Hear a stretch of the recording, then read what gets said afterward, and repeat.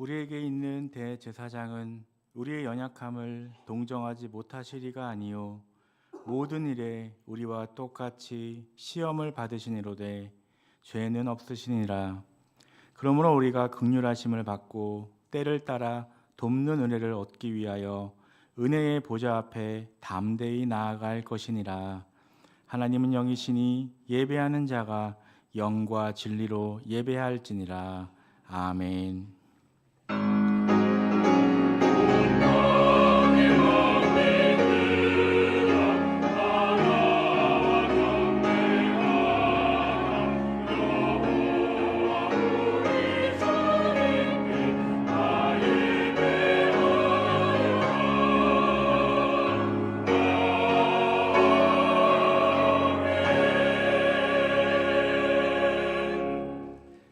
에베네셀의 하나님, 여기까지 인도해 주신 은혜에 감사를 드립니다.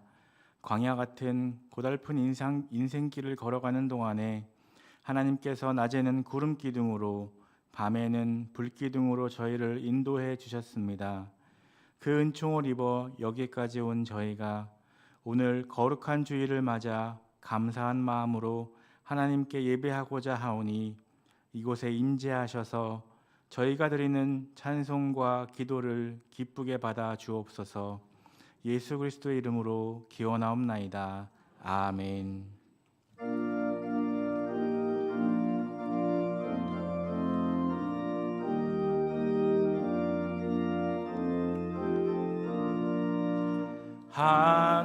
하나님의 크신 사랑 하늘에서 내리사 우리 맘에 항상 계셔 온전하게 하소서.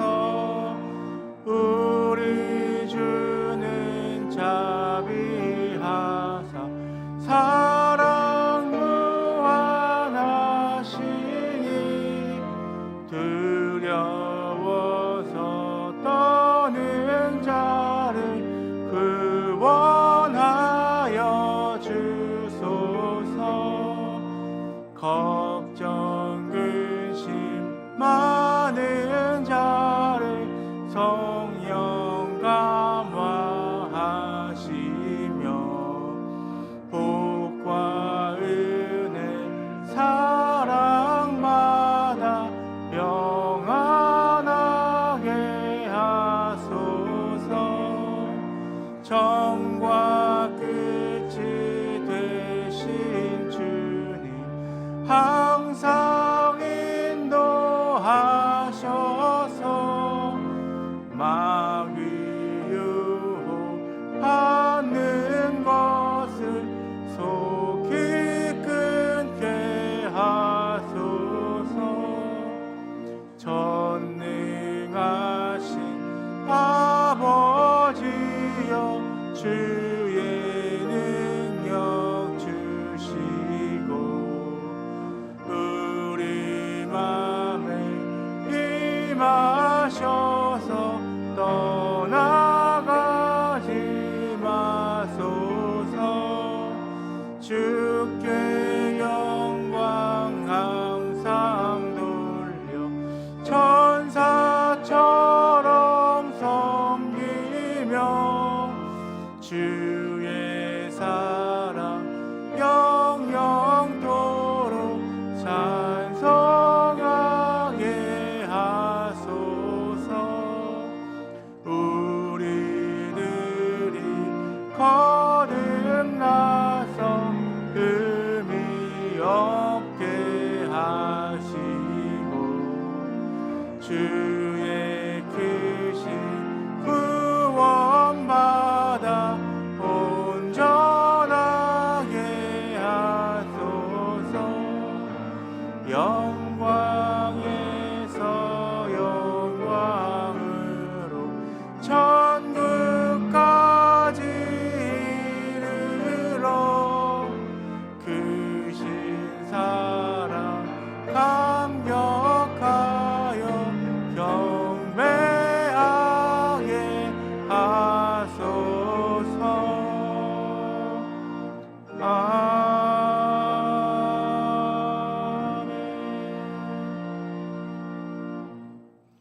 이 시간 겸손히 지난 한 주간의 삶을 되돌아보며 함께 참회의 기도를 드립니다.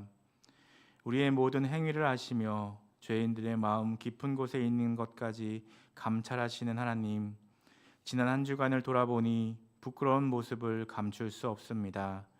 저희는 지난 한 주간 은밀한 죄악을 즐기며 포악을 일삼는 자들과 어울리며 온갖 추악한 죄악을 저지르면서도 하나님을 두려워하지 않았습니다. 교회 안에서는 경건하고 의로운 척하였지만 세상에서의 모습은 예수님께서 책망하셨던 회칠한 무덤 같은 바리새인의 모습이었음을 고백합니다. 사랑의 하나님, 참 마음으로 회개하오니 저희의 미련한 마음과 어리석은 행실을 용서해 주옵소서. 이제는 하나님과 나만이 아는 은밀한 죄와 허물을 다 같이 고백하겠습니다.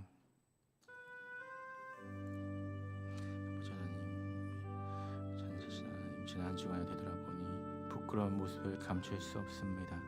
저희는 지난 한 주간 은밀한 죄악을 즐기며 포악을 일삼는 자들과 어울리며 온갖 추악한 죄악을 저지르면서도 하나님을 두려워하지 않았습니다. 아버지 하나님, 교회 안에서는 경건하고 그런 척하였지만 아버지의 세상의 모습이었던 저희들의 마음을 회개하오니 용서하여 주시옵소서.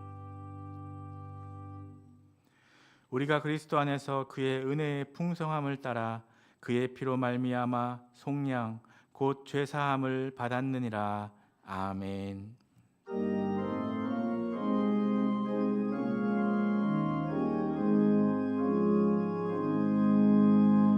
예수 우리 왕이여, 이곳에 오소서. 보좌로 주여 임하사 찬양을 받아 주소서. 주님을 찬양하오니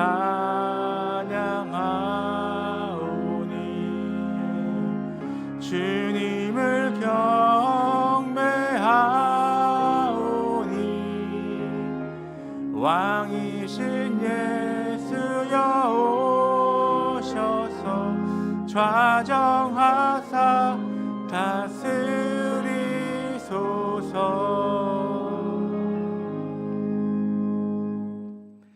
나는 전능하신 아버지 하나님, 천지의 창조주를 믿습니다.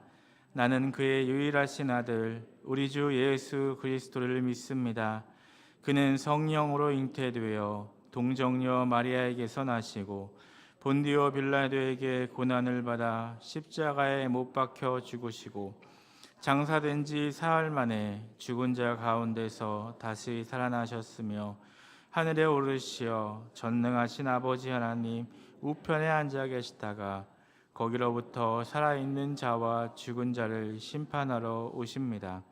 나는 성령을 믿으며 거룩한 공교회와 성도의 교제와 죄를 용서받는 것과 몸의 부활과 영생을 믿습니다. 아멘. 하나님이 세상을 이처럼 사랑하사 독생자를 주셨으니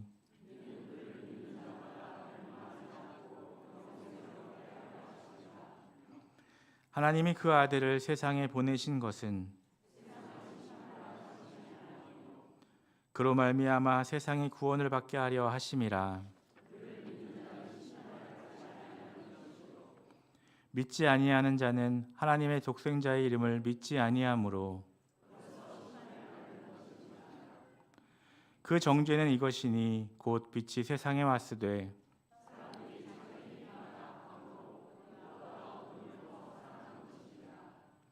악을 행하는 자마다 빛을 미워하여 빛으로 오지 아니하나니 진리를 따르는 자는 빛으로 오나니 이는 그 행위가 하나님 안에서 행한 것임을 나타내려 함이라 하시니라.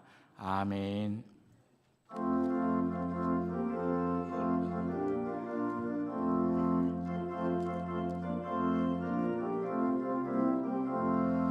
목마른 내 영혼 주가 이미 허락한 그 귀한 영생주 주여 갈망합니다. 그 약속 따라서 힘써 간구하오니 오 주여 내 기도 어서 들어주소서.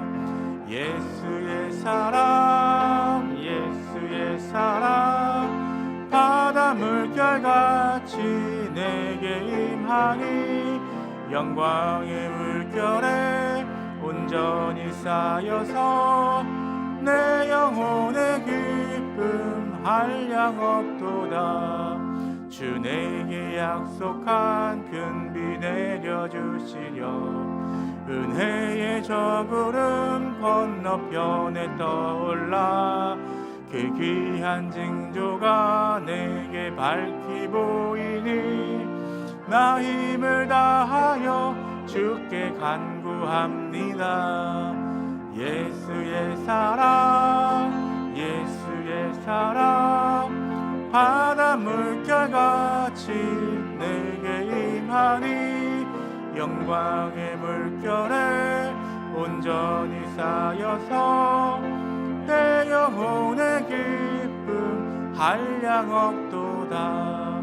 은혜의 소낙비 지금 흙좁기 내려 그 원의 큰 강물 흘러차고 넘쳐서 내 주한 모든 죄 모두 씻어버리니 나 지금 은혜를 충만하게 받았네. 예수의 사랑 예수의 사랑 바다 물결같이 내게 임하니 영광의 물결에 온전히 빠여서 내 영혼의 기쁨 한량 없도다. 그 차고 넘치는 주의 은혜의 물결 힘차게 밀려와 내게 만족합니다. 오 할렐루야로 주를 찬송하오니 내 맘의 기쁨이 항상 충만함이라. 예수의 사랑 예수의 사랑 바다 물결같이 내게 임하니 영광의 물결에 온전히 쌓여서 내 영혼의 기쁨 한량 없도다.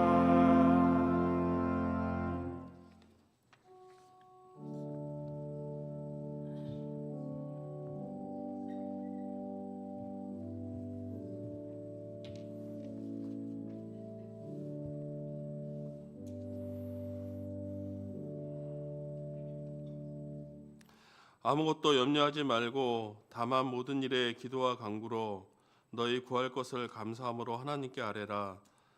그리하면 모든 지각에 뛰어난 하나님의 평강이 그리스도 예수 안에서 너희 마음과 생각을 지키시리라. 사랑과 은혜가 충만하신 아버지 하나님, 주께서 택하시고 가까이 오게 하사 우리를 예배자로 불러주시고 구원의 하나님을 기뻐할 수 있도록 인도하여 주심을 감사드립니다. 이 시간 찬양 받으시기에 합당하신 하나님께 찬양하며 예배드리오니 영광 받아 주시옵소서. 사랑의 아버지 하나님, 한 해의 끝을 향해 가는 11월 넷째 주, 오늘도 주님의 크신 사랑을 기억합니다. 그동안 지켜주신 은혜를 헤아려 보면 말로 다 표현할 수 없을 만큼 풍성하였음을 고백합니다. 일상 속에서 흔들리고 지친 순간도 있었지만 다시 일어설 용기를 주셨고 주님께서 주신 은혜가 저희 삶을 붙들고 있음을 고백합니다. 이 시간 저희의 부족함을 고백하오니 긍휼을 베푸시고 새 힘을 주시옵소서. 주님, 이 시간 예배드리는 모든 이의 가정과 일터에도 은혜를 부어 주옵소서. 각 가정마다 주님의 평안이 넘치게 하시며 어려움 속에서도 소망을 잃지 않는 은혜를 허락하여 주옵소서. 또한 아픔 가운데 있는 성도에게 위로를 주시고 치유가 필요한 성도에게 주님의 손길을 더하여 주옵소서. 우리나라를 인도하시고 사랑하신 아버지 하나님, 이 나라를 붙들어 주옵소서. 이 나라의 모든 권세와 주권이 오직 주님께 있음을 고백합니다. 세워진 지도자가 사람의 지혜와 욕심이 아니라 하나님의 뜻과 진리 위에 굳게 서는 지도자가 되게 하여 주옵소서. 사회적 갈등이 치유되고 화합과 일치를 이루며 소외된 이웃과 고난 중에 있는 자들에게 주님의 위로와 소망이 임하는 나라가 되게 하여 주옵소서. 어려운 경제가 회복되고 힘들어하고 방황하는 젊은이들이 다시 하나님께 돌아오고 다음 세대가 소망을 품고 살아갈 수 있는 대한민국이 되게 인도하여 주옵소서. 하나님의 은혜 가운데 수유동 교회를 사랑하신 아버지 하나님, 2025년도 성령의 능력으로 부흥하는 교회를 꿈꾸는 수유동 교회가 주님의 뜻 안에서 든든히 서가는 사랑의 교회가 되게 하여 주옵소서. 이 공동체가 더욱 사랑 안에서 하나 되고 말씀 안에서 굳게 서는 교회가 되게 하여 주옵소서. 이에 서로를 세워지며 청년, 3040, 5060, 시니어 세대 모든 지체들이 함께 성장하며 주님의 복음을 널리 전하는 수유동 교회가 될 수 있도록 성령님 인도하여 주옵소서. 이번 주 3040 세대 가족들이 식탁 교제를 나누고자 합니다. 서로 은혜를 나누며 부흥하는 3040 세대를 꿈꾸게 하여 주시고 모든 가정마다 믿음의 울타리가 세워지게 하옵소서. 더욱이 우리 자녀들이 교회 학교를 통해 신실한 하나님의 말씀을 배우고 날마다 믿음이 자라나게 하여 주옵소서. 우리 교회 모든 성도들이 하나님 중심으로 하나가 되게 하여 주시고 모든 기관들이 서로 협력하여 주님의 뜻을 이루게 하여 주옵소서. 맡겨주신 사역자들을 기억하시고 영육의 강건함을 주시며 맡겨진 일을 기쁨과 기도로 감당할 수 있도록 은혜를 더하여 주옵소서. 말씀을 전하시는 고승재 담임 목사님 영육의 강건함과 성령 충만함을 주셔서 주의 진리가 온전히 선포되게 하여 주옵소서. 주의 말씀을 들을 때 열린 마음으로 주의 음성에 귀 기울이 하시고 주 예수 그리스도 은혜 가운데 한 주간 승리하며 살아가게 하여 주옵소서. 이 시간 우리에게 주신 은혜와 사랑을 할렐루야 찬양대의 믿음의 찬양을 통해 올려드리오니 주님 홀로 영광 받으시고 우리에게는 은혜와 감사의 시간이 되게 하여 주옵소서. 이 모든 것을 감사드리며 예수님의 이름으로 기도드립니다. 아멘.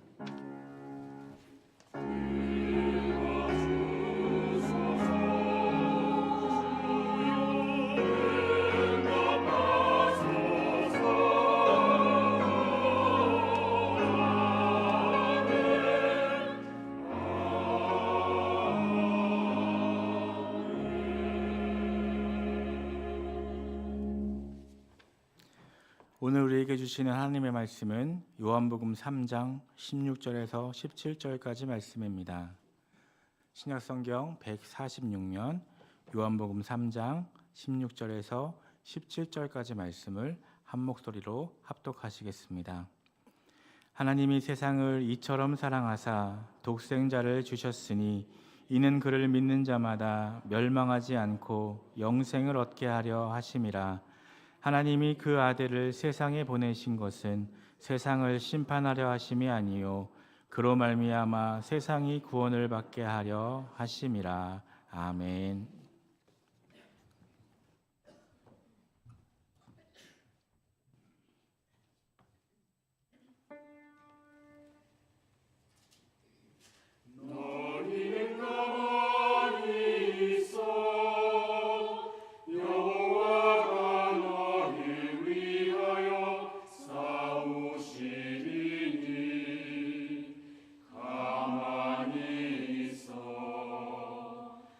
주가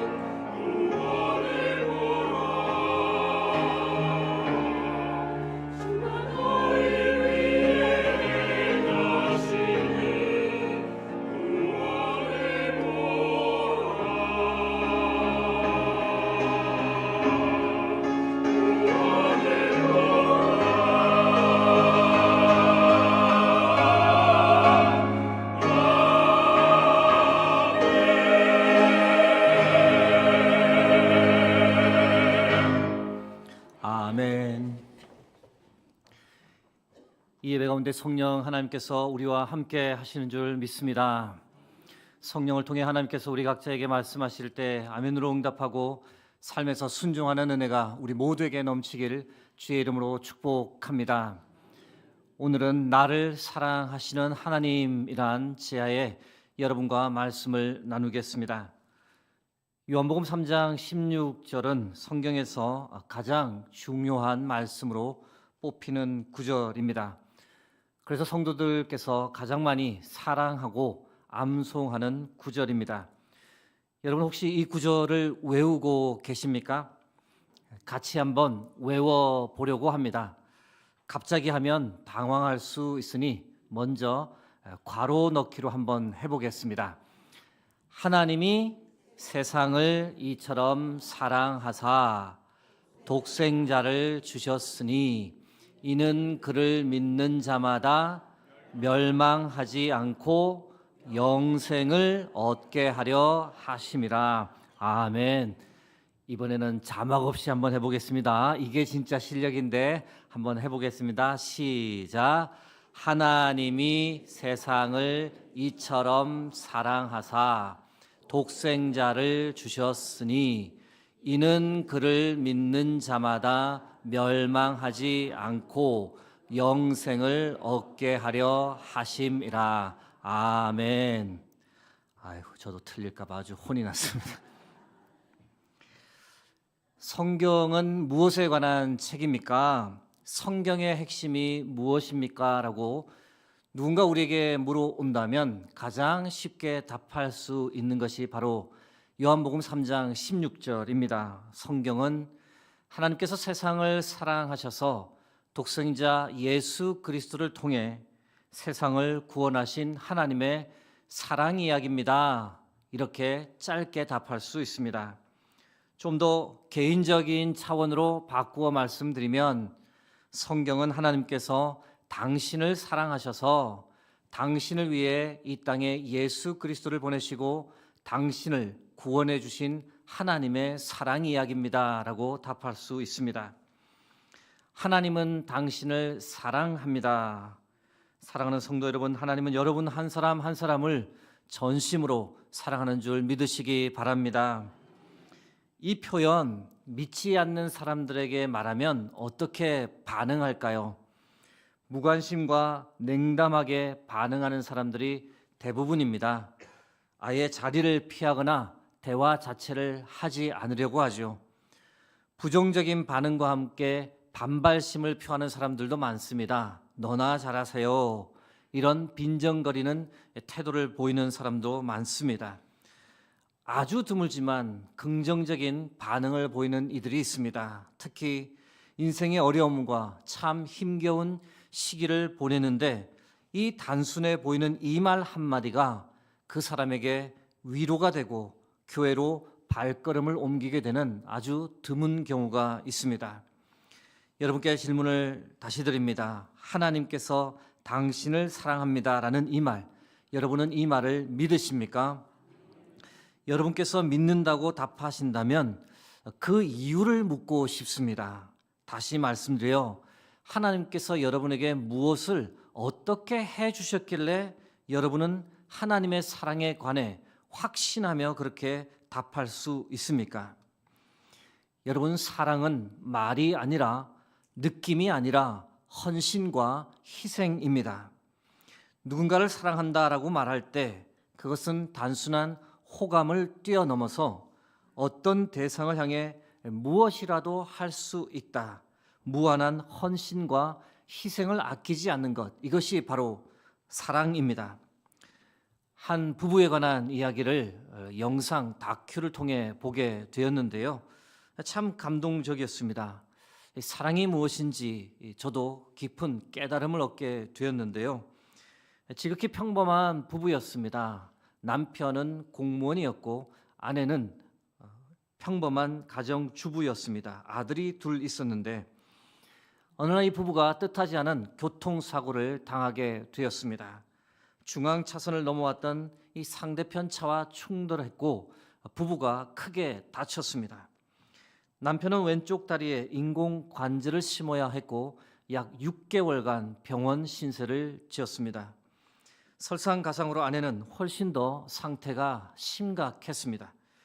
한 달이 지나도록 의식이 없었고 3번의 수술 끝에 겨우 목숨을 건졌습니다. 그러나 뇌신경이 크게 손상되어 시력을 잃어버렸고 결국 시각장애 1등급 장애 판정을 받았습니다. 그뿐 아니라 아내는 손과 발이 심하게 뒤틀려 혼자서는 거동조차 할 수 없었고 그런 아내를 남편은 평생 돌보아야 했습니다. 다큐를 보는데 아내를 향한 남편의 헌신과 희생에 감탄이 절로 나왔습니다. 본인도 몸이 불편한데 그럼에도 불구하고 30년간 변함없이 아내 곁을 지켰습니다. 아침에 일찍 일어나 가장 먼저 하는 일은 아내의 손을 잡고 새벽 산책을 나가는 겁니다. 아내의 눈과 귀가 되어 아내의 건강을 챙기기 위함입니다. 사진을 보시면 알겠지만 아내의 오른쪽 머리가 크게 함몰되어 있는 것을 보실 수 있습니다. 은퇴를 한 후에는 아예 아내를 위해 공기 좋은 시골로 이사를 와 농사를 짓고 삽니다. 벼농사를 하고 텃밭에 고추, 옥수수도 키우고 과일을 좋아하는 아내를 위해 복숭아, 살구, 감나무를 재배합니다. 밭일을 갔다가도 2시간을 넘기지 않고 집에 꼭 돌아옵니다. 하루 종일 집안에 있던 아내를 다시 끌고 나가 산책을 하기 위함입니다. 남편은 말합니다. 아내가 살아있다는 것 자체가 중요합니다. 살아서 내 옆에 있고 이렇게 앉아있다는 것 자체가 감사합니다. 매일 수도 없이 사랑 고백을 서로 주고받습니다. 서로를 바라보는 눈빛에서 서로를 진심으로 사랑하는 마음을 읽을 수 있습니다. 여러분, 이 부부의 이야기 들으니 어떤 마음이 드십니까? 잔잔한 감동을 받지 않습니까? 이유가 무엇일까? 이 사랑이 무엇인지를 우리로 하여금 깨닫게 해주기 때문입니다. 많은 사람이 자신이 했던 약속을 손바닥 뒤집듯 쉽게 깨는 시대를 살아가지만 이 부부는 사랑이란 그런 것이 아니다라는 것을 우리에게 보여줍니다. 사랑은 단순히 말이 아니라 헌신이며 희생이라는 것을 그것을 삶으로 보여주고 있기 때문에 부부의 삶을 통해 우리는 잔잔한 감동을 받습니다. 하나님께서 나를 사랑하신다라는 표현으로 다시 돌아갑니다. 우리가 우리를 향한 하나님의 사랑을 믿고 고백할 때 우리는 무엇을 근거로 그렇게 말하는 것일까? 구체적으로 하나님께서 나를 위해 무엇을 어떻게 해주셨길래 우리는 하나님께서 나를 사랑한다라고 말하는 것일까? 오늘은 이 질문을 여러분과 함께 생각해 보려 합니다. 하나님께서 나를 사랑한다라고 말할 수 있는 이유 몇 가지를 지금부터 여러분과 나누고자 합니다. 하나님께서 나를 사랑한다라고 말할 수 있는 첫 번째 이유는 하나님께서 나를 사랑의 대상으로 창조하셨기 때문입니다. 진실 여부를 떠나 신이 인간을 창조했다라고 하는 것은 비단 성경에만 나와 있는 것은 아닙니다. 인간 창조에 관한 이야기는 다른 곳에도 많이 나옵니다. 그런데 신이 인간을 창조했다라는 면에서는 비슷하게 보일 수 있으나 그 창조한 목적을 들여다보면 큰 차이가 있음을 발견합니다. 성경에서 말하는 인간 창조의 목적과 다른 신화에서 말하는 인간 창조의 목적은 전혀 다릅니다. 여러분, 대부분의 신화에서 신이 인간을 창조한 이유가 무엇일까요? 심심해서 인간을 만들기도 하고 또 신 자신을 섬길 존재가 필요해서 자신을 대신해 일할 노예가 필요해서 자신보다 열등한 존재, 유한한 존재인 인간을 만들었다라고 나옵니다. 그리고 나서 신이 어떻게 인간을 대할까요? 그리스 로마 신화에 나오는 예이지만 신이 인간을 마음대로 다룹니다. 인간에게 온갖 재앙을 퍼뜨린 것, 곧 질병, 시기, 질투, 전쟁, 폭력을 퍼지게 했던 것은 다름 아닌 신이었습니다. 이처럼 성경 이외의 창조 신화에서는 인간은 신이 마음대로 다루어도 되는 존재, 연약하고 유한한 존재로 그려져 있습니다. 그러나 여러분, 성경은 전혀 다르게 설명합니다. 하나님께서 인간을 창조하실 때 인간을 아주 특별한 존재요, 사랑의 대상으로 창조했다라고 성경이 분명히 기록합니다. 창세기 1장 27절입니다. 하나님이 자기 형상 곧 하나님의 형상대로 사람을 창조하시되 남자와 여자를 창조하시고, 다른 어떤 것도 아닌 하나님의 형상을 따라 사람을 창조하셨다라고 기록합니다. 창조한 인간을 얼마나 소중하게 생각하셨든지 전 세계를 다스릴 수 있는 왕권을 인간에게 주셨습니다. 이 말은 창조한 인간을 하나님의 자녀로 생각했다라는 뜻입니다. 창세기 1장 28절입니다. 하나님이 그들에게 복을 주시며 하나님이 그들에게 이르시되 생육하고 번성하여 땅에 충만하라, 땅을 정복하라, 바다의 물고기와 하늘의 새와 땅에 움직이는 모든 생물을 다스리라 하시니라. 창세기 2장 7절에서는 다른 피조물과는 달리 인간만이 유일하게 하나님의 생명을 받았다고 강조합니다. 여호와 하나님이 땅의 흙으로 사람을 지으시고 생기를 그 코에 불어 넣으시니 사람이 생명이 되니라. 사랑하는 성도 여러분, 하나님은 여러분을 심심풀이 땅콩으로 만들지 않았습니다. 여러분을 노예로 쓰려고 창조하지 않았습니다. 자신의 형상을 닮은 자녀로 만들고 사랑의 교제를 나누기 위해 여러분을 만드셨습니다. 이것이 무엇을 의미하느냐? 나라는 존재가 하나님께 얼마나 소중한지를 우리가 알아야 합니다. 여러분, 세상은 나라는 존재를 전혀 모릅니다. 82억 명 중에 한 명이니 아무것도 아닌 것처럼 대하고 무시할 수 있습니다. 그러나 하나님은 여러분을 결코 그렇게 대하지 않습니다. 여러분을 창조하실 때부터 얼마나 기뻐하셨는지 모릅니다.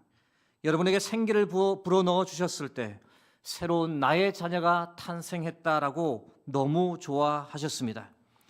82억 명 중에 한 명이 아니라 나의 가장 소중한 자녀로 여러분 한 사람 한 사람을 대하십니다. 그래서 여러분이 누구인지, 여러분이 무슨 생각을 하는지, 무엇을 좋아하는지 다 아십니다. 누구와도 바꿀 수 없는 존귀한 존재로 하나님은 여러분을 바라보십니다. 그러므로 사랑하는 성도 여러분, 나라는 존재를 스스로 무시하거나 경멸하지 않기를 바랍니다. 왜냐하면 여러분 한 사람 한 사람은 하나님의 형상을 닮은 존재이기 때문입니다. 여러분은 하나님께 누구보다도 소중한 존재요, 사랑받는 존재입니다. 여러분 생각해 보시기 바랍니다. 과거에 여러분과 똑같은 존재가 있었을까요? 아무도 없습니다. 여러분은 전 세계 인류를 통해 단 한 명밖에 없는 유일무이한 존재입니다. 그런 의미를 담아 우리가 앞뒤 좌우에 앉아 있는 분들에게 축복의 메시지를 이렇게 나누면 좋겠습니다. 당신은 하나님의 형상입니다. 하나님은 당신을 사랑하십니다.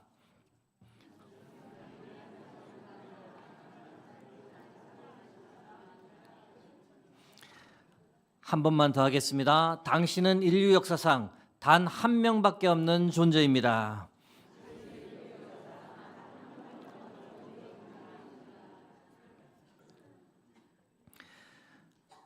하나님께서 나를 사랑하는가? 그렇다라고 말할 수 있는 두 번째 이유는 하나님께서 나를 구원하기 위해 독생자를 이 땅에 보내주셨기 때문입니다. 요한일서 4장 9절에서 10절 말씀 함께 합독하겠습니다. 하나님의 사랑이 우리에게 이렇게 나타난 바 하나님이 자기의 독생자를 세상에 보내심은 그로 말미암아 우리를 살리려 하심이라. 사랑은 여기 있으니 우리가 하나님을 사랑한 것이 아니요 하나님이 우리를 사랑하사 우리 죄를 속하기 위하여 화목제물로 그 아들을 보내셨음이라. 아멘. 사랑은 말이 아니라 헌신과 희생이다라고 말씀드렸습니다. 하나님은 우리를 위해 너무도 큰 헌신과 희생을 보여주셨습니다. 우리를 살리기 위해 독생자까지 아끼지 않고 세상에 보내주셨습니다. 방금 전 하나님께서 나를 사랑의 대상으로 창조하셨기에 우리는 하나님께 누구보다 소중한 존재라고 말씀드렸습니다. 그러나 우리가 사는 모습을 생각해 보면 참 하나님 앞에서 송구하고 죄송할 따름입니다. 하나님을 아버지라 인정하지도 않고 매일매일 생명과 일용할 양식을 공급해 주시건만 감사하지도 않고 오히려 더 부족하다고 불평하며 우리가 살아갑니다. 교만하기는 얼마나 교만한지 모릅니다. 급할 때는 도움을 구했다가 또 상황이 좋아지면 언제 그랬느냐 하는 듯이 하나님으로부터 휙 돌아서 버립니다. 하나님보다 세상의 명예와 무력을 얻기 위해 늘 혈안이 되어 살아갑니다. 사람을 무시하고 질투하고 시기하고 비방하며 삽니다. 나를 지으시고 늘 나를 도와주시는 하나님 아버지를 이렇게 무시하며 살아가는 참 배은망덕한 존재가 또 있을까? 정말 처음부터 끝까지 선한 것이라고는 하나도 없는 죄의 자녀요 진노의 자녀이며 최후 심판의 날에 영원한 형벌을 받아 마땅한 존재입니다. 그런데 그런 내가 뭐라고, 내가 뭐 그럴 만한 가치가 있는 존재라고, 진노의 자녀인 나를 구원해 주시겠다고 하나님께서 자신의 독생자 예수 그리스도를 이 땅에 보내셨습니다. 그리고 나 때문에, 나의 죄 때문에 십자가에서 처참한 죽음을 예수님께서 당하셨습니다. 참으로 이해할 수 없는 하나님 아버지의 일방적이고 희생적인 사랑입니다. 요한복음 3장 16절 전반부 말씀입니다. 하나님이 세상을 이처럼 사랑하사 독생자를 주셨으니, 이 구절에서 세상이란 단어 대신에 나를 넣으면 그 의미가 더욱 분명해집니다. 하나님이 나를 지극히 사랑하사 독생자를 주셨으니, 사랑하는 성도 여러분, 우리가 신앙생활을 오래 하다 보면 우리를 향한 하나님의 사랑, 나를 향한 하나님의 헌신과 희생을 너무 가볍게 생각하는 경향이 있습니다. 여러분, 우리가 기억해야 할 것, 하나님께서 독생자를 이 세상에 보내셨을 때 그것은 결코 쉬운 결정이 아니었음을 우리가 알아야 합니다. 심한 모욕을 받으며 살점이 떨어져 나가는 책짓질을 당하는 아들을 바라보시는 그 하나님 아버지의 마음이 과연 편했을까요? 십자가에 달려 피 흘려 죽는 아들을 바라보는 하나님 아버지의 그 마음은 신이셨기 때문에 그냥 무덤덤했을까요? 결코 그렇지 않습니다. 아들 예수 그리스도를 바라보시며 하나님은 피 눈물을 흘리셨습니다. 마음이 갈기갈기 찢기는 고통을 몸소 겪으셨습니다. 그럼에도 불구하고 독생자 예수 그리스도를 이 세상에 보내셨던 이유가 무엇일까요? 그것만이 우리가 살 수 있는 유일한 방법이었기 때문입니다. 예수님께서 우리를 위해, 여러분과 저를 위해 대신해서 십자가에서 피 흘려 죽어야만, 그래야만 우리가 살 수 있었기 때문에 하나님은 우리를 위해 아들을 십자가에 내어 주셨습니다. 그것은 흡사 하나님께서 자기 자신을 내어 주신 것과 똑같습니다. 여기서 한 걸음 더 들어가 우리가 꼭 마음에 새겨야 할 헌신과 희생이 있습니다. 여러분, 나 하나 살리겠다고 예수님만 희생하신 것이 아닙니다. 예수 생명의 복음이 2025년을 살아가는 대한민국에서 사는 나에게 전달되기 위해 얼마나 많은 이들의 헌신과 희생이 있었는지 모릅니다. 수많은 전도자와 선교사들이 시간과 공간을 넘어 자신의 목숨을 걸고 희생하며 복음을 전하기 위해 노력했기 때문에, 그래서 내가 오늘 예수 그리스도를 믿는 축복을 누리는 겁니다. 소망 없었던 조선시대만 생각해 보아도 우리는 이 사실을 분명히 알 수 있습니다. 얼마나 많은 선교사의 피가 이 땅에 뿌려졌는지 모릅니다. 조선에 왔던 선교사 수를 정확히 알 수는 없지만 1920년대만 고려해도 약 1,000명의 선교사들이 조선 땅에서 일했습니다. 수유동교회를 한번 생각해 보겠습니다. 70년 전 이 교회를 시작했던 우리 신앙 선배들의 헌신과 희생을 빼놓을 수 없습니다. 그 이후에도 70년간 이 교회를 지탱해왔던 수많은 분들의 헌신과 희생, 그리고 오늘도 여전히 교회를 위해 수고하는 분들의 많은 헌신과 희생, 그들의 헌신과 희생 때문에 오늘 우리가 이렇게 이 자리에서 하나님께 예배드리고 찬양할 수 있는 겁니다. 여러분, 하나님께서 나를 사랑하신다는 증거는 이미 차고 흘러 넘칩니다. 이 사실을 안다면 우리가 늘 겸손하게 신앙생활해야 합니다. 우리가 스스로 생각하기에는 내가 믿음을 선택했고, 내가 이 교회를 선택했고, 내가 오늘 예배에 나오기로 결심해서 나왔다라고 생각할 수 있습니다. 그러나 더 깊이 들어가면 그렇지 않다는 것을 우리가 깨달아야 합니다. 나를 살리기 위해 예수 그리스도의 대속적 죽음과 희생이 있었고, 수많은 선교사들의 그리고 성도들의 헌신과 희생이 있었습니다. 그것이 없었다면 나는 이 자리에 있을 수도 없고 이렇게 하나님께 예배 드릴 수도 없다는 사실을 우리가 기억해야 합니다. 그러므로 여러분, 내가 신앙생활 할 수 있음이 전적인 하나님의 은혜임을 깨닫고 항상 하나님께 감사하고 하나님을 찬양하며 모든 영광을 하나님께 돌리는 저와 여러분 되기를 주의 이름으로 축복합니다. 하나님께서 나를 사랑하는가?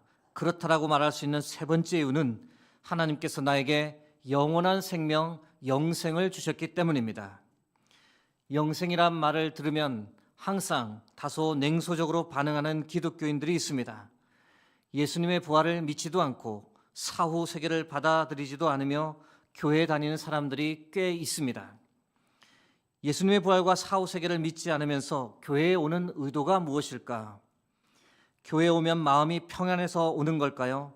여러분, 그런 의도라면 절에 가시면 더 큰 마음의 평안을 얻을 수 있습니다. 교회 다니면 내가 좀 더 도덕적인 사람이 되는 것처럼 느껴지기 때문일까요? 그런 마음이라면 사회에서 가난하고 소외된 사람들을 위해 봉사를 열심히 하면 훨씬 더 도덕적인 사람처럼 느껴질 수 있습니다. 여러분, 우리가 예수 그리스도를 믿고 신앙생활을 하는 이유는 따로 있습니다. 그것이 무엇일까요? 오늘 요한복음 3장 16절에도 기록되어 있듯이 영생의 선물을 받아 누리고자 함입니다. 하나님이 세상을 이처럼 사랑하사 독생자를 주셨으니 이는 그를 믿는 자마다 멸망하지 않고 영생을 얻게 하려 하심이라. 요한복음 11장 25절에서 26절 말씀에서 예수님께서 이렇게 말씀하십니다. 예수께서 이르시되 나는 부활이요 생명이니 나를 믿는 자는 죽어도 살겠고 무릇 살아서 나를 믿는 자는 영원히 죽지 아니하리니 이것을 내가 믿느냐? 여러분, 영원한 생명이 있음을 믿으십니까? 우리가 혹시 오늘 죽는다 할지라도 영생의 삶을 살게 될 것을 여러분은 확신하십니까? 사람들은 죽고 싶어 하지 않습니다. 가능하면 더 오래 살려고 하고 그 마음 내면 깊은 곳에 들어가면 영원히 살고 싶은 욕구가 내재되어 있습니다. 그래서 돈 많은 사람들은 어떻게 할까요? 냉동 보존을 선택합니다. 현재 약 600에서 800명의 사람들이 냉동 보존되어 있으며 수천 명의 사람들이 대기 신청 상태 중입니다. 더 살고 싶은 인간의 기본적인 욕구를 보여주는 행동입니다. 그러나 여러분, 이 땅에서 영원히 산다고 한들 그것이 과연 행복할까요? 그런데 사랑하는 성도 여러분, 하나님께서 우리를 얼마나 사랑하시는지 아무것도 없고 아무 가치도 없는 나를 위해 영생을 누릴 수 있도록 이미 모든 것을 다 준비해 두셨습니다. 돈 한 푼 없어도 됩니다. 냉동 인간이 되지 않아도 됩니다. 이 땅에서 영원히 사는 삶과는 결코 비교가 되지 않는 영생의 삶, 그것을 이미 나를 위해 하나님께서 다 준비해 두셨습니다. 우리가 누릴 영생의 삶을 에베소서 2장 4절에서 6절 말씀은 다음과 같이 표현합니다. 한 목소리로 합독하겠습니다. 긍휼이 풍성하신 하나님이 우리를 사랑하신 그 큰 사랑을 인하여 허물로 죽은 우리를 그리스도와 함께 살리셨고 너희는 은혜로 구원을 받은 것이라. 또 함께 일으키사 그리스도 예수 안에서 함께 하늘에 앉히시니. 예수 그리스도와 함께 하늘에 앉히신다라고 선포합니다. 여러분, 이것을 믿으십니까? 여기서 우리는 하나님께서 우리를 창조하신 이유를 분명히 발견하게 됩니다. 하나님께서 우리를 창조하신 것은 우리와 영원히 함께하기 위함입니다. 그것을 위해 우리 한 사람 한 사람을 창조하셨습니다. 그런데 그렇게 하기 위해서는 타락한 우리의 현재 모습, 이 땅의 존재로는 불가능합니다. 죽을 수밖에 없고 썩을 수밖에 없는 존재로는 하나님과 영원히 함께하지 못합니다.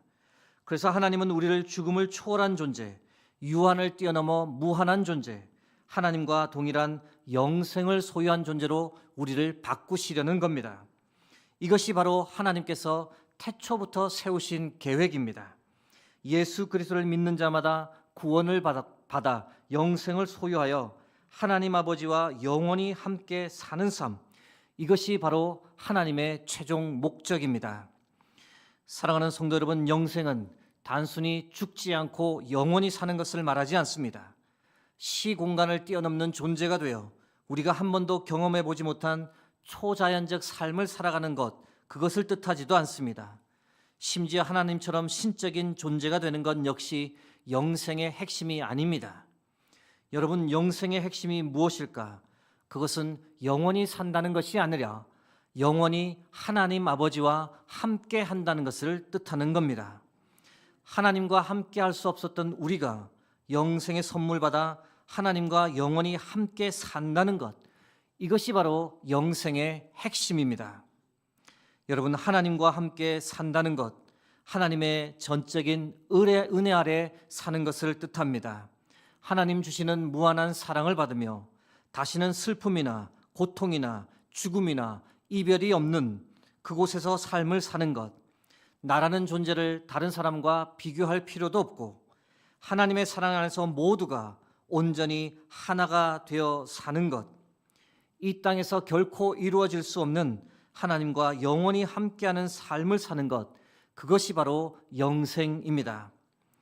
여러분, 우리가 누릴 영생의 삶의 한 장면을 요한계시록 5장 13절에서 14절은 다음과 같이 묘사합니다. 내가 또 들으니 하늘 위에와 땅 위에와 땅 아래와 바다 위에와 또 그 가운데 있는 모든 피조물이 이르되 보좌에 앉으신 이와 어린 양에게 찬송과 존귀와 영광과 권능을 세세토록 돌릴지어다 하니 내 생물이 이르되 아멘 하고 장로들은 엎드려 경배하더라. 인간을 포함한 모든 피조물이 하나님의 사랑 안에서 하나가 되어 하나님과 그 어린 양 예수 그리스도에게 찬송과 존귀와 영광과 권능을 세세토록 돌리며 살아가는 영광스러운 그날, 이것이 바로 영생을 소유한 우리가 누리게 될 영원한 하늘의 기쁨입니다. 여러분, 이 날이 반드시 그리고 속히 올 줄 믿습니다. 이제 말씀을 맺고자 합니다. 부모의 사랑을 많이 받은 아이일수록 다른 사람을 더 많이 사랑하며 살아갑니다. 여러분, 하나님 아버지의 사랑을 많이 받은 사람, 하나님 아버지의 사랑을 믿고 확신하며 사는 사람, 그 사람이 하나님을 사랑하고 이웃을 사랑하며 살게 됩니다. 여러분, 나를 향한 하나님의 사랑은 이미 많은 것을 통해 증명되었고 분명하게 우리에게 보여졌습니다. 그 사랑을 거부하거나 의심하지 말고 그 사랑을 하찮게 여기지 말고 나를 향한 하나님의 사랑을 믿음으로 받아들이고 확신하며 살아가기를 간절히 바랍니다. 그래서 그 하나님의 사랑의 힘을 통해 이 땅에서 사는 동안 항상 기뻐하고 범사에 감사하며 쉬지 말고 기도하고 늘 하나님을 찬양하며 살아가는, 하나님의 사랑을 듬뿍 받은 자의 삶을 살아가는 저와 여러분 되기를 주의 이름으로 축복합니다. 함께 기도하겠습니다. 살아계신 하나님, 오늘도 우리에게 귀한 생명의 말씀 허락해 주심을 감사합니다. 하나님께서 우리를 얼마나 사랑하심을 말씀을 통해 우리가 배우고 깨닫게 됩니다. 나를 향한 하나님의 사랑 믿음으로 받아들이고 확신하며 이 땅 가운데서 살아갈 수 있도록 도와주시옵소서. 그 사랑에 힘을 입어 이 땅에서 사는 동안 하나님을 늘 높이고 하나님을 찬양하는 복된 삶을 살아가는 우리 모두가 되게 하여 주옵소서. 예수 그리스도의 이름으로 기도드립니다. 아멘.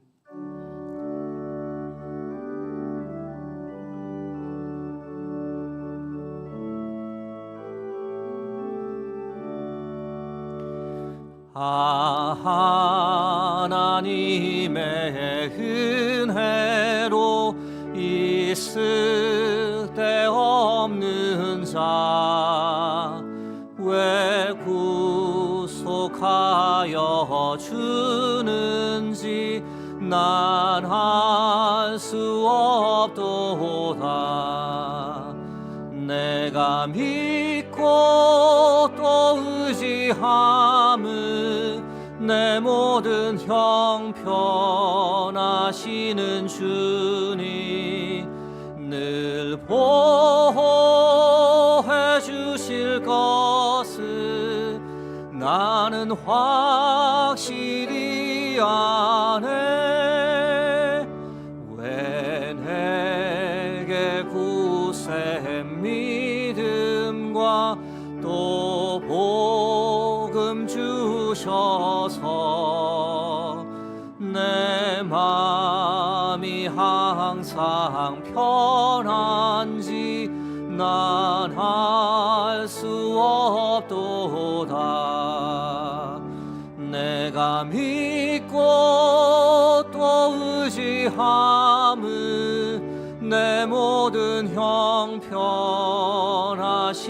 주님 늘 보호해 주실 것을 나는 확실히 아네. 왜 내게 성령 주셔서 내 마음 감동해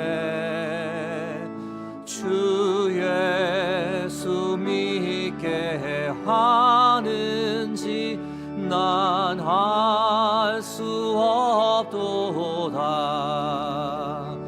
내가 믿고 또 의지함은 내 모든 형편하시는 주님 늘 보호해 주실 것을 나는 확실히 아네. 주 언제 강림하실지 혹 밤에 혹 낮에 또 주님 만날 그곳도 난 알 수 없도다. 내가 믿고 또 의지함은 내 모든 형편하시는 주님 늘 보호해 주실 것을 나는 확실히 아네. 다 함께 일어나셔서 하나님께 봉헌 드리겠습니다.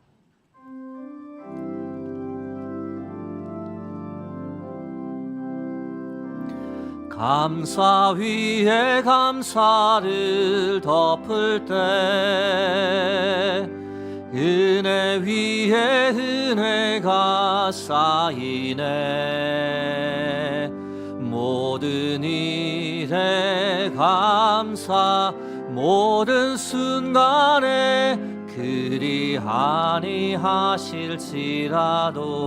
감사 위에 감사를 감사 위에 감사를 덮을 때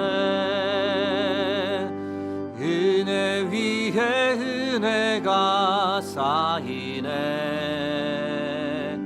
모든 일에 감사 모든 순간에 그리 아니하실지라도 감사. 오늘도 우리의 예배를 기뻐 받으시는 아버지 하나님, 11월 넷째 주일 거룩한 주일을 우리에게 허락하시고 변함없이 우리를 아버지의 집에 예배자로 세워주시니 감사합니다. 길이요 진리요 생명이신 예수 그리스도 믿는 믿음 허락해 주시고 수의동교에서 귀한 믿음 생활할 수 있도록 이끌어 주셔서 아무 자격도 없는 우리에게 구원과 영생의 선물 허락해 주셔서 그 은혜 감사하며 이 시간 하나님께 예물을 드립니다. 나의 모든 것은 다 하나님의 것입니다라는 고백과 함께 우리의 마음도 주께 드리오니 저희들의 정성을 기쁘게 받아 주옵소서. 하나님, 어려운 형편 중에서도 처음 익은 열매를 아낌없이 하나님께 드립니다. 각자의 처지에 따라 힘을 다해 정성껏 드립니다. 드린 가정 그 손길에 주께서 복 위에 복을, 은혜 위에 은혜를 더하여 주옵소서.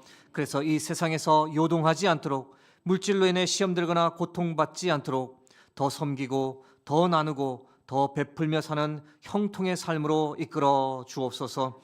하나님, 이제 세상을 향해 나가 한 주간 이 땅을 살아가고자 합니다. 전능하신 하나님 우리와 함께 하시니 우리는 반드시 승리할 줄로 믿습니다. 주께서 안아주시고 힘주시니 반드시 이길 줄로 믿습니다. 새로운 한 주간 우리의 삶이 거룩한 예배되게 하옵소서. 나의 힘이 되시며 나의 삶의 주관자 되시는 예수 그리스도의 이름으로 기도드립니다. 아멘.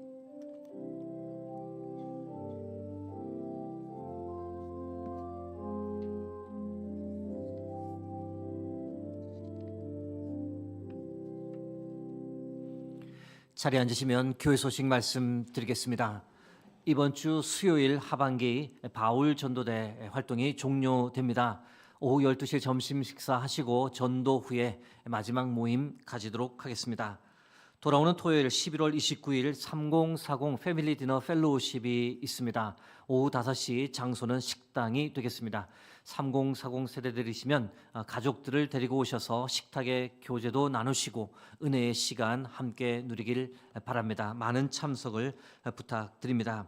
다음 주일 관련 소식입니다. 다음 주일부터 대림절이 시작됩니다. 기도하는 마음으로 함께 대림절을 맞이하길 바랍니다. 2025년 하반기 마을 모임이 종료됩니다. 다음 주일 그래서 오후 찬양 예배는 하반기 마지막 모임을 마을별로 가지기 때문에 하지 않습니다. 기억해 주시고 착오 없으시기 바랍니다. 섬지 2025년 결산 모임을 하게 됩니다. 섬지는 섬김이 지킴이를 가리킵니다. 12월 7일 주일 오후 찬양 예배 후 본당에서 모이고 함께 마지막 모임을 나눈 후 식사의 시간을 가지도록 하겠습니다. 2026년 예산 및 사업계획서 오늘까지 사무실로 제출해 주시면 됩니다. 2026년 요람사진 교체를 원하시는 분은 오늘까지 사무실로 제출해 주시기를 부탁드립니다. 재직회 부서별 희망 신청서가 안내대에 마련되어 있습니다. 혹시 내년에 교회를 위해 봉사하고자 하는 마음이 있으신 분들은 재직회 부서별 희망 신청서에 동그라미를 하셔서 제출해 주시면 되겠습니다. 기타 소식은 주보와 홈페이지를 참고하시면 되겠습니다. 오늘 새롭게 수유동교회 등록하신 분이 있어서 함께 환영하고자 합니다. 김정동 성도님, 잠깐 자리에서 일어나 주시면 우리가 환영하고 축복하겠습니다. 평화, 하나님의 평강이, 평화, 하나님의 평강 당신의 삶에 넘쳐나기를. 평화, 하나님의 평강이, 하나님의 평강이 당신의 삶에 가득하기를 축복합니다. 환영의 박수하겠습니다. 네, 감사합니다. 예배 후에 새가족부실에서 저를 잠깐 만나고 가시면 좋겠습니다. 네, 감사합니다. 이제 다 함께 일어나셔서 파송 찬양을 하나님께 함께 드리겠습니다.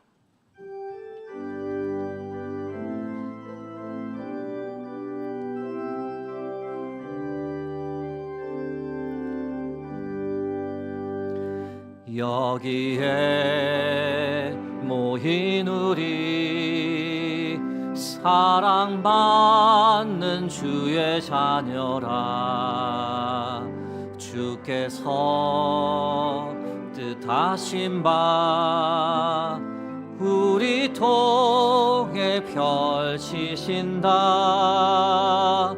고통과 슬픔 중에 더욱 주님 의지하오니 어려움 이겨내고 주님 더욱 찬양, 이 믿음 더욱 굳세라.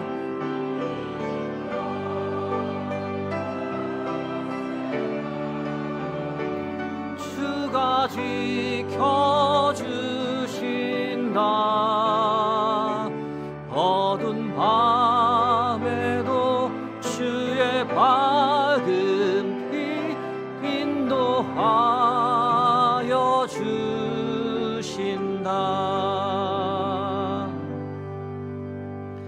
지금은 우리 주 예수 그리스도의 은혜와 하나님 아버지의 무한하신 사랑하심과 성령의 감화감동 교통하심이 나를 사랑하시는 하나님의 사랑을 의심 없이 받아들이고 구원과 영생의 선물을 받은 자로 이 땅에서 살겠다고 그렇게 다짐하며 이제 세상을 향해 나가는 여기 모인 모든 주의 백성들 위해, 그들의 가정과 그들의 삶의 자리 위에, 하나님께서 붙잡고 계시는 수유동교회와 이 나라 이민족 위에 이제로부터 영원토록 함께 하시길 간절히 축원하옵나이다. 아멘.